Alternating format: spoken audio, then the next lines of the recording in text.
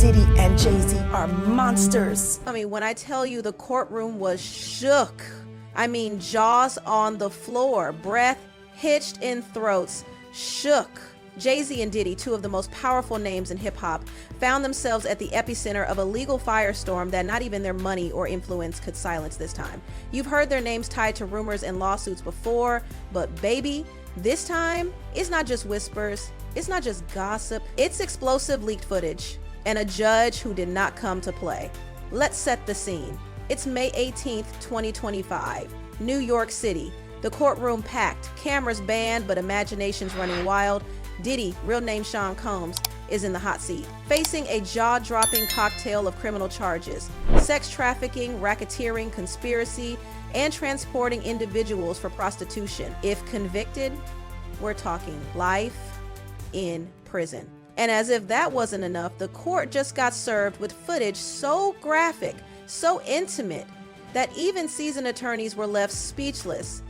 And whose name popped up dragged into this fiery circus? Jay-Z. But why?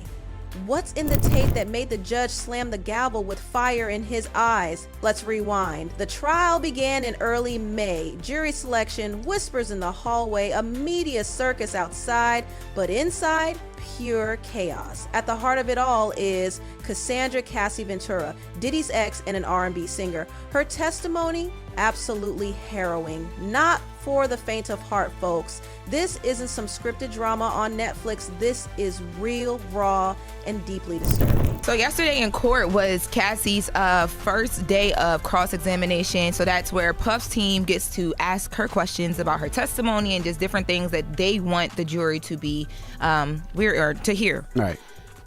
I don't know what the prosecutors are doing. They did such a good job the day before of laying out, what they had and establishing why their charges make sense, even though I don't think that it's as gut-wrenching as they've made it seem from all the indictments and stuff like that.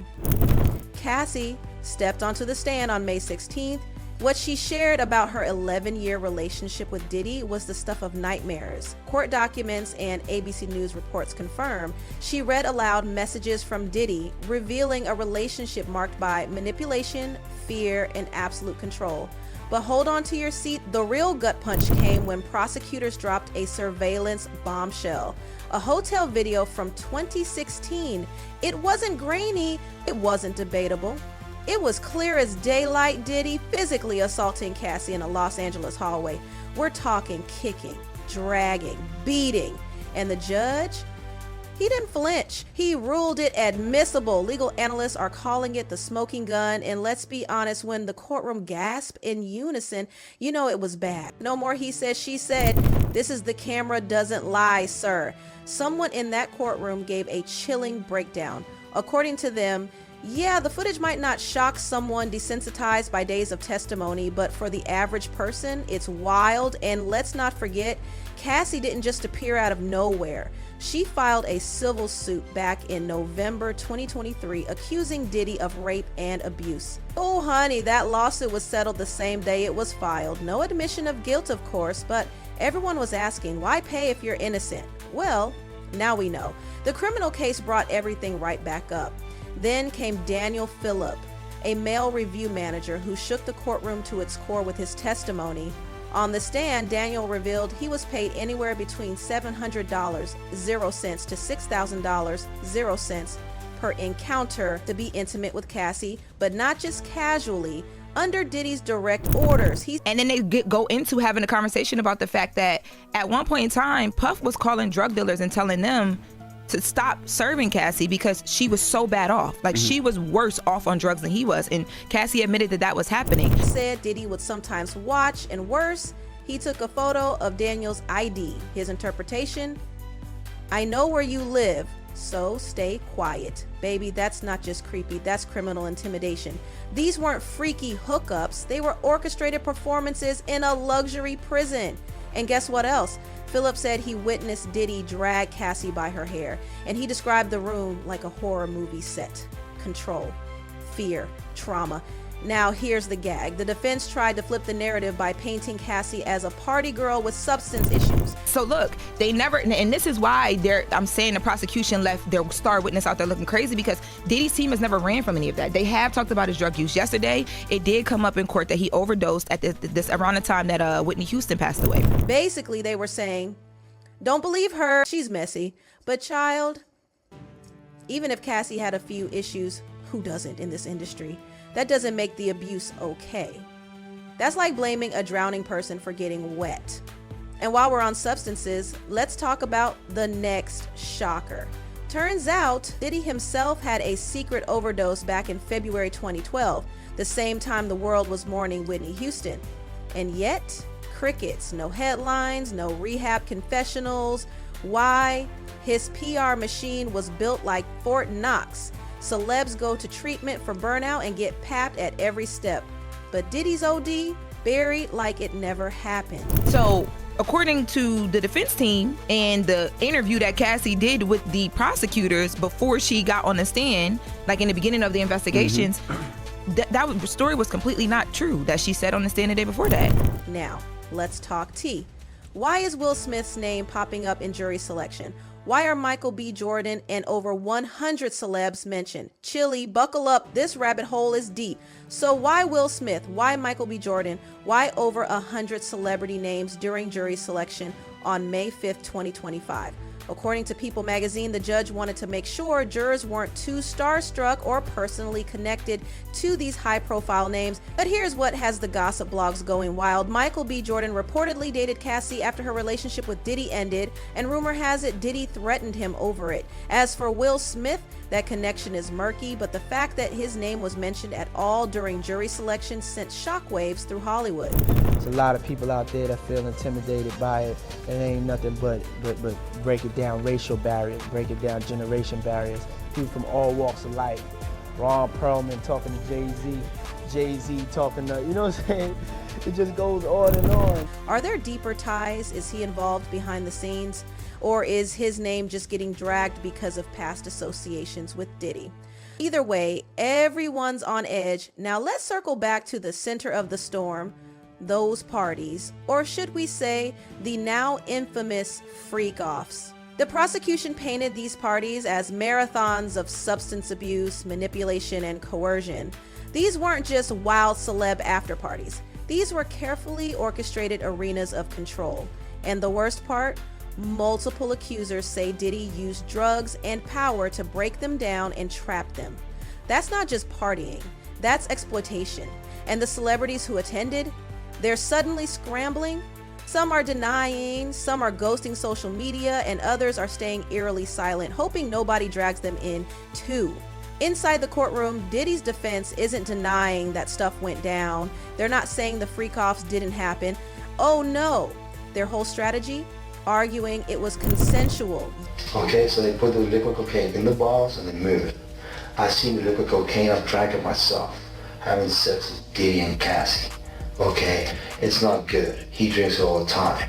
Alright, he calls it G-juice, but it's liquid cocaine. Yes, they're claiming everything was just adults having adult fun, but the prosecution, they're not letting that fly, especially after Cassie's cross-examination, where the defense tried painting her as a substance user who enjoyed the lifestyle.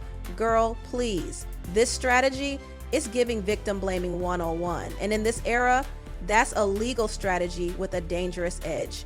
People are tired of powerful men blaming their victims, and the jury, they're watching every single move. This isn't 2005, this is 2025. And the culture has changed. Meanwhile, industry insiders are admitting it. Diddy's wild behavior was an open secret. That 1999 interview where he literally joked about getting arrested, now it feels like a confession in plain sight. And people are asking the real question, why did no one say anything all these years? Let's not sugarcoat it. The first witness called to the stand today is an LAPD officer. Israel Flores was working security at the Hotel Intercontinental in 2016 when Combs was seen on surveillance assaulting Ventura. Flores testified that Cassie did not want the police called, so he did not ring up 911. Diddy marketed his parties as diverse, barrier-breaking, and liberated. But now, it looks like that was all a front, a carefully crafted mask to hide behavior that was deeply predatory. And then, enter Jay-Z. According to Variety, Jay-Z's name came up in a refiled lawsuit accusing him of participating in a serious assault alongside Diddy back in 2000. It hasn't been proven in court, but even the mention of his name in that context has set the internet ablaze. And if this trial keeps unraveling, Jay-Z might be next on the stand.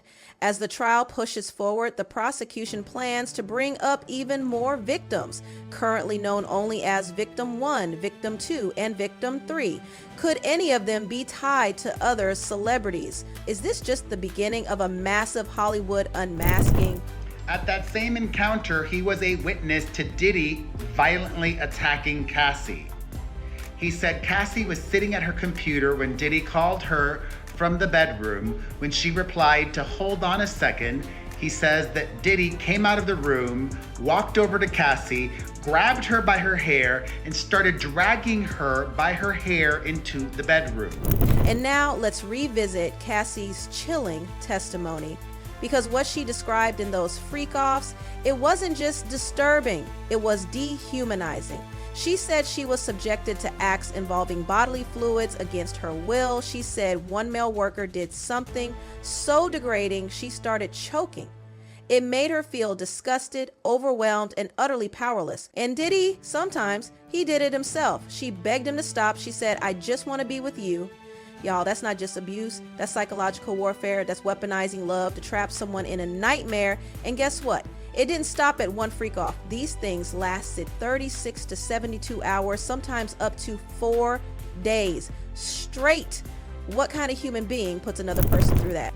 Well, now that federal investigators have raided 2 of the rapper's homes and an arrest and indictment in a sex trafficking operation could be imminent, the man's comments sound a little less crazy. We'll talk about it. Welcome to Sidebar, presented by Law and Crime. Diddy, according to testimony, micromanaged every little thing: the outfits, the temperature, the actions.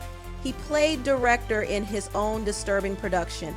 And yes, the prosecution says he handed out drugs, MDMA, GHB, cocaine, not to have fun, but to keep victims awake and compliant. That's not partying, that's chemical control. Then there's Rodney Lil Rod Jones Jr. He dropped a whole different bombshell. In his lawsuit, he said Diddy's chief of staff, Christina Quorum, required employees to carry fanny packs filled with drugs like ecstasy, marijuana gummies, and pink cocaine.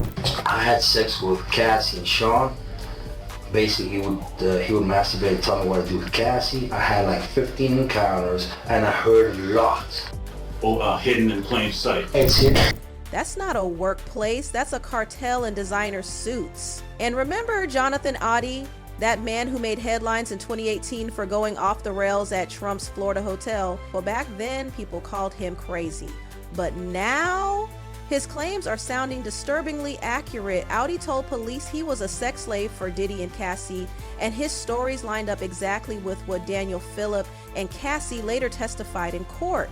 And while yes, Oddie said some wild stuff, his core claims were spot on. He said Diddy would watch and direct as Oddie was intimate with Cassie. That's what Phillip said. That's what Cassie said. I was like a sex slave, okay? For them, that's what I was. That's all right? I caught herpes, and I came back. And then Oddie claimed he got paid to shut up. He said Diddy gave him $5 million, 0 cents. There's no hard proof of the payout, but girl, the dots are connecting too perfectly to ignore. Oddie also named Mark Garagos and Ben Misalis, 2 real-life lawyers with close Diddy ties. Garagos once repped Diddy after a kettlebell assault at UCLA in 2015, and Misalis, he interned at Bad Boy Records and was honored by Diddy at a legal awards ceremony. I had settlement with Sean, okay? And later specified the amount. I've been through all my life. I've had a great life. I've settled $4.125 million with Diddy. That knowledge, that specificity, makes Oddie's story a lot more believable, even if parts of it were unhinged. Then there's the drug angle again. Oddie described liquid cocaine used in these freak-offs. exactly what Lil Rod and other lawsuits have described. The name Tucci, or pink cocaine, came up again, and suddenly all these puzzle pieces, they're falling into place. Was Audie really just a delusional man? Or was he a whistleblower trapped in a system that called him crazy to shut him up? And he belongs to that agenda. That's why he's so famous. They land all the contracts. It's his attorneys, which are Mark Garagos and Ben Mercedes. Ben Mercedes worked for Bad Boy Entertainment for 4 years. The freakiest part, now thanks to this trial, it's crawling back up from the depths. And the internet, baby, it went into meltdown. Some are screaming, Jay-Z's innocent, he's being smeared. Others, they're dusting off old Rock Nation receipts and zooming in on the timeline. How many private parties did he attend? What about Beyonce? Was she ever at one of these gatherings? Did she know what went on behind the scenes? And most chilling of all, was Jay-Z actually involved in one of the tapes? They move all the dope, all the dope on private jets, which don't get screened by customs, by the inside the United States. Okay, they move what's called high grade powder, MDMA. They move cocaine and they move liquid cocaine in their bottles too. The rumor mills say yes, the legal papers say maybe, and the judge, he's not letting it slide. Meanwhile, Cassie's testimony continued breaking hearts and boiling blood. She wasn't just Diddy's girlfriend. She was a teenager when he signed her. He owned her apartment. He chose her wardrobe. He controlled her music, all while pleasuring himself in the corner. You can't make this up. Now let's talk about Jonathan Audie, the man who once got laughed out of the room for saying Diddy made him a sex slave. Suddenly, he's looking like the canary in the coal mine. Okay, so they put the liquid cocaine in the bottles and they move it. I seen the liquid cocaine, I've drank it myself, having sex with Diddy and Cassie. Okay, it's not good. He drinks it all the time. Alright, he calls it Gigi, but it's liquid cocaine. Because everything Audie claimed about the tapes, the lawyers, the drugs has now been mirrored by multiple other witnesses. He said, I had sex with Cassie while Diddy watched. I was like a sex slave. That's what I was. He even named Diddy's real-life attorneys, Mark Garagos and Ben Mercedes, before the public even knew they were involved. That's not coincidence, that's knowledge. And now, his ex-wife says there was an NDA, signed in 2014, around the time he started acting crazy. Except now it looks like Audie wasn't crazy, he was trapped and silenced. When Audie said, my settlement put me in a box, I couldn't talk or I'd be sued. My settlement put me in a box. Basically, I couldn't talk because I was going to be sued. So I let it be, but they've been following me and they've had, Mark Garagos has had the FBI on me, has had other agencies looking at me and spying on me, okay? He was describing the exact legal silencing that's kept so many of Diddy's victims quiet for so long. NDA after NDA, threat after threat, and now it's all unraveling. So what happens now? Diddy's trial will continue over the next few weeks. More witnesses are coming, more video may leak. And Jay-Z might have to take the stand, and if convicted, Diddy could be sentenced to life behind bars. Even if he walks, his reputation is in ashes. His name has become a trigger warning, a symbol of how unchecked power can mask the most twisted darkness, and the industry scrambling. Jay-Z and Diddy thought they were untouchable, that no matter how dark their secrets were, the spotlight would always shine just right to hide the shadows. But now, the footage is out, the judge is furious, and the truth, it's louder than a platinum record. Thanks for watching. For more bombshell gossip like this, don't forget to hit that subscribe. This story is far from over.